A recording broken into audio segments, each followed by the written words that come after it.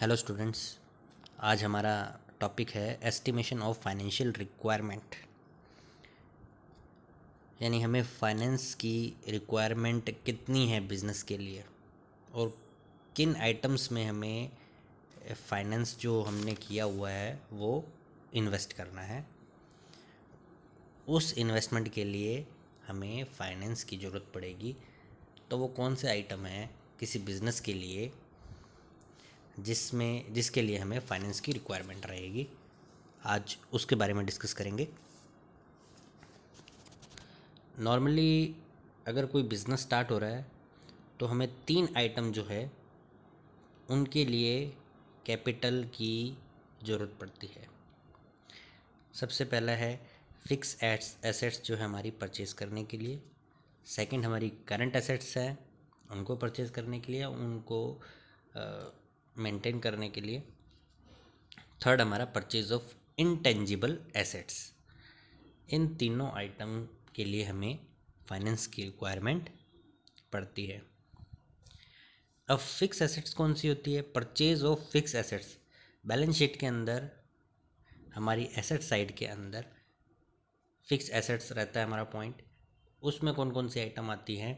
जैसे मशीनरी है, बिल्डिंग है, फर्नीचर है, लैंड है, ये सारे हमारे फिक्स एसेट्स के आइटम हैं। फिक्स एसेट्स जो भी हम परचेज़ करते हैं वो लॉन्ग टर्म के लिए हम लेते हैं उनको, और उन्हें हम रीसेल के ऑब्जेक्टिव से कभी भी परचेज़ नहीं करते। फिक्स एसेट्स के जो आइटम रहते हैं इनका काम ये रहता है कि कंपनी के लिए प्रॉफिट जनरेट करना।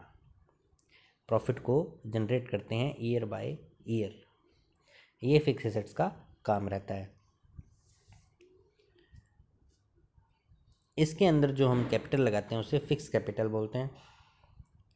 मोस्टली सभी बिजनेस को इस कैपिटल की रिक्वायरमेंट रहती है, यानी फिक्स एसेट्स के लिए कैपिटल की रिक्वायरमेंट रहेगी ही रहेगी। जैसे कोई भी बिज़नेस है या कुछ भी हम स्टार्ट कर रहे हैं, ऑर्गेनाइजेशन है, तो उसके लिए क्या क्या हमारे फिक्स एसेट्स हो सकते हैं ये हमको सबसे पहले ध्यान देना होगा जब भी हम फाइनेंशियल प्लान बना रहे हैं। तो जैसे अब कॉलेज है हमारा, अगर हम कॉलेज ले लें, कॉलेज हम बना रहे हैं तो उसके लिए हमें सबसे पहले फिक्स एसेट्स जो उसकी होनी चाहिए उस पर खर्चा करना पड़ेगा। उसके लिए कैपिटल की रिक्वायरमेंट होगी। ठीक है, अभी कॉलेज का हमने प्लान किया है। अब कॉलेज का प्लान करने के बाद क्या कॉलेज बनाना है हमें, तो वो क्या है, फिक्स एसेट्स पे हमें इन्वेस्ट करना पड़ेगा। तो सबसे पहले उसके लिए हमें लैंड की ज़रूरत है।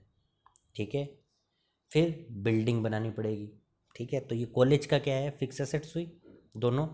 देन फर्नीचर, कॉलेज का फर्नीचर फिक्स एसेट्स है जो भी है। तो ये सारे आइटम हमारे क्या हैं, अगर हम कॉलेज के लेवल से देखें कि कॉलेज के अंदर कौन कौन सी हमारी फिक्स एसेट्स है, तो ये हमारी जो देखी जाए फिक्स मोस्टली बड़ी बड़ी आइटम्स है जो हमें दिखेंगी कॉलेज में, जो फिक्स एसेट्स होंगी। हालांकि बहुत सारी होंगी, मोस्टली ये हमारी फिक्स एसेट्स रहेंगी कॉलेज की। तो इनमें इन्वेस्ट करने के लिए हमें फाइनेंस की ज़रूरत पड़ेगी सबसे पहले। तो इसका हमें एस्टिमेशन लगाना पड़ेगा सबसे पहले कि फ़िक्स एसेट्स हमें कितनी चाहिए, उसकी अमाउंट क्या है, क्या क्या चाहिए कॉलेज के लिए ज़रूरी चीज़ें, तो उसका हमें एस्टिमेशन लगाना पड़ेगा। सेकंड हमारा है करंट एसेट्स। करंट एसेट्स क्या होती हैं? करंट एसेट्स जो रहती हैं, जो डे टू डे हमें अपने बिजनेस को चलाने के लिए जितनी कैपिटल की रिक्वायरमेंट रही वो अब हमारे करंट एसेट्स में मान लो, या 1 ईयर की टर्म अपने मान लो। करंट एसेट्स में हमारे आइटम रहते हैं स्टॉक, डेटर रह गए, ये हमारे इन ये मोस्टली हमारे करंट एसेट्स के आइटम रहेंगे। दूसरी बात हमें ये देखनी है कि अगर कोई मैन्युफैक्चरिंग यूनिट है, किसी बिजनेस की मैन्युफैक्चरिंग यूनिट है, तो उसके लिए क्या रहेगा करंट एसेट्स के आइटम। जैसे रॉ मटेरियल, मैन्युफैक्चरिंग का काम कर रही है तो रॉ मटेरियल के लिए उसके पास सफिशेंट अमाउंट की कैपिटल होनी ज़रूरी है रॉ मटेरियल परचेज करने के लिए। देन वो वर्क इन प्रोग्रेस में जाएगी, देन फिनिश गुड्स में जाएगी, उसके बाद सेल होगा। सेल भी होगा तो किस हिसाब से होगा, एक क्रेडिट पे होगा और कैश पे होगा। सारा कैश पे नहीं होगा, कुछ कैश पे होगा, कुछ क्रेडिट पे भी होगा। तो क्रेडिट होगा, हमारे क्या बन जाएंगे, वो डेटर बन जाएंगे या बीआर बन जाएंगे, बिल्स रिसीवेबल बन जाएंगे। तो इन सब आइटम के अंदर हमारा पैसा फंसा रहता है। जैसे अब हमने रॉ मटेरियल तो ले लिया, रॉ मटेरियल से लेके अब उस रॉ मटेरियल में जो हमने खर्चा किया, हमने स्टार्टिंग में खर्चा किया, फिर उसके बाद उसे मैन्युफैक्चरिंग की प्रोसेस में लेके गए, work in progress, then finish goods, फिर उसके बाद वो उसका सेल होगा, तब जाके हमें उसका पैसा मिलेगा। अगर वो कैश में हुआ तो, अगर क्रेडिट हुआ तो पैसा कब मिलेगा, जब वो डेटर हमें पेमेंट करेंगे।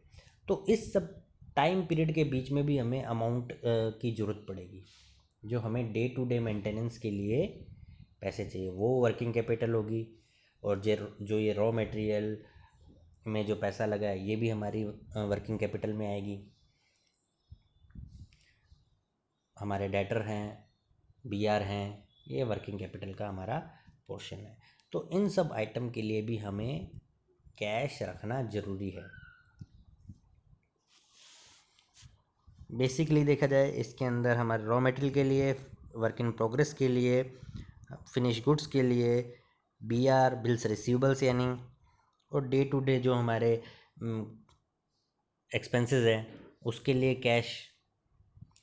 और अगर कोई कंटीजेंसी आ जाती है एकदम से बिजनेस में, तो उसके लिए भी हमारे पास बैलेंस होना चाहिए। तो इन सब आइटम के लिए हमारे पास सफिशिएंट अमाउंट की कैपिटल रहनी चाहिए। तो ये भी हमारा एस्टिमेशन है, फिक्स एसेट्स के लिए कितना चाहिए और अब करंट एसेट्स के लिए कितनी अमाउंट हमें चाहिए, ये एस्टिमेट हमें लगाना है। थर्ड हमारा है इंटेंजिबल एसेट्स। इंटेंजिबल एसेट्स में कौन कौन से हैं, promotion expenses, incorporation expenses, working losses, issue expenses and patent and goodwill. Promotion expenses ऐसे एक्सपेंसेस होते हैं जो बिजनेस का आइडिया जैसे ही दिमाग में आता है तब से लेके जब तक बिजनेस स्टार्ट नहीं हो जाता, इस टाइम पीरियड के, ये जो टाइम पीरियड है दोनों के बीच का, इसमें जो खर्चे होते हैं, एक्सपेंसेस जो लगाए जाएंगे, वो सारे प्रमोशन एक्सपेंसेस में आएंगे। ठीक है। इनकॉर्पोरेशन एक्सपेंसेस, जब कंपनी स्टार्ट होती है तो हमें कुछ डॉक्यूमेंट्स तैयार करने पड़ते हैं, तो उन डॉक्यूमेंट्स से रिलेटेड जो भी हमें एक्सपेंसेस देने पड़ेंगे, वो सारे इनकॉर्पोरेशन एक्सपेंसेस। जैसे रजिस्ट्रेशन करवाना है अपने बिजनेस का, ठीक है, या कोई हमने डॉक्यूमेंट तैयार करवाए हैं तो उसका खर्चा हुआ है, प्रिंट करवाए हैं, कहीं प्रेजेंट किए हैं, जो भी खर्चे हो रहे हैं वो सारे इनकॉर्पोरेशन में हमारे आएंगे। वर्किंग लॉसेस में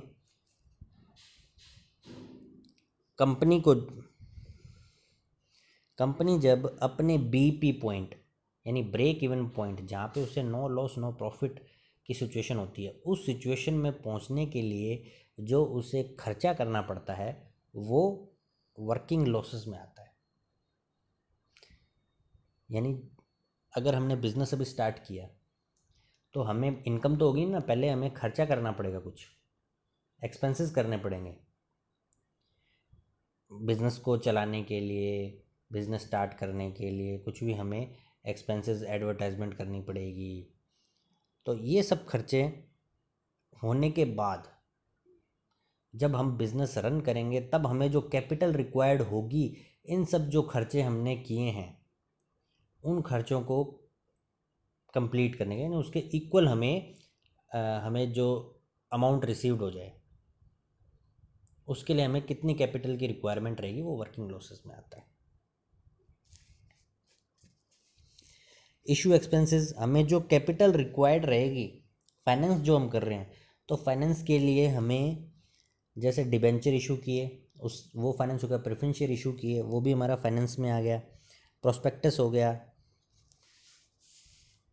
तो ये सब इशू करने के, प्रोस्पेक्टस इशू हम कर रहे हैं तो उसका खर्चा आएगा।